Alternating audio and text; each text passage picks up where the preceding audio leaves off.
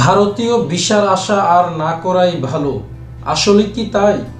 ভারতের সরকার তো এটা এখনো বলেনি, তবে কেন বলছে ভারতীয় জনগণ?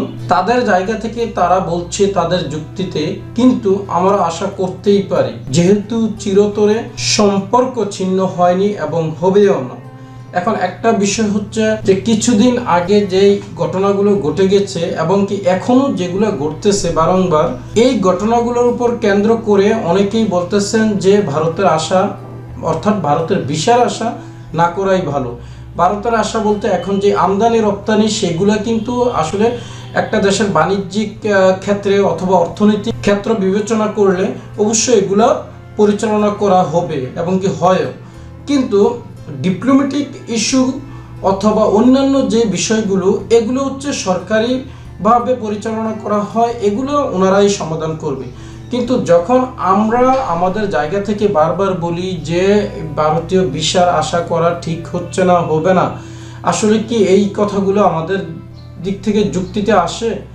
কারণ কি ভাই, এখানে ভিসার ক্ষেত্রটা হচ্ছে সম্পূর্ণ আলাদা সাবজেক্ট। এখানে যদি ভারতের সরকার দিতে চায় আর আপনারা জনগণ যদি এটার বিপক্ষে থাকেন, তাহলেও তো ভিসা চালু থাকবে। আর যদি ভারতের সরকার না দিতে চায় আর আপনারা যদি বলেন না দেওয়া হোক, তাহলেও কিন্তু দেওয়া হবে না। কিন্তু হ্যাঁ, হয়তোবা বলবেন যে আপনারা সরকারকে নির্বাচন করেন, তারপর সরকার কিন্তু আপনাদের কথাই চলে।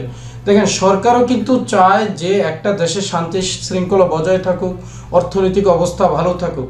এটা যে কোনো দেশের সরকারই এটা চায়, তবে বিচ্ছিন্ন ঘটনা থাকতেই পারে। এখানে একটা বিষয় হচ্ছে কি, যে ভারতের সরকার অনেক বুদ্ধিমান এবং বিচক্ষণ। ওনারা চাইবে যে পার্শ্ববর্তী দেশগুলো তাদের সাথে সবসময় একটা সুসম্পর্ক বজায় রাখতে। এখানে যে সম্প্রতি যেই ঘটনাগুলো ঘটছে, বিশেষ করে শ্রী চিন্ময় কৃষ্ণকে গ্রেপ্তারের পর থেকে মনে হচ্ছে ভারত বাংলাদেশের সম্পর্কে বিশাল একটা ভাটা পড়ে গেল। বাংলাদেশের এবং কি ভারতের কিছু জনগণ এমনভাবে কথাগুলো বলতেছেন, মনে হচ্ছে যেন আর কখনো এই দুদেশের সম্পর্কে উন্নতি ঘটবে না। বিষয়টা কিন্তু আসলে তা নয়। ডিপ্লোম্যাটিক ইস্যু কিন্তু সম্পূর্ণ একটা ভিন্ন বিষয়। তবে হ্যাঁ, এতে যে একটা রেশ পড়ে গেছে এবং এই রেশ যে রয়ে যাবে, এটাও বোঝা যাচ্ছে। কিন্তু দেখেন, এর পরবর্তী যেই ঘটনাগুলো, ওনাকে মানে যখনই গ্রেপ্তার করা হলো, তারপরে কিন্তু বাংলাদেশের একজন আইনজীবী নিহত হয়েছে। ওই আইনজীবী নিহত হওয়ার পর থেকে, অর্থাৎ উনি সাইফুল ইসলাম আলিফ নামের যে আইনজীবীটা মারা গেছে, এটা কিন্তু কখনোই বাংলাদেশের মানুষ মেনে নিচ্ছে না।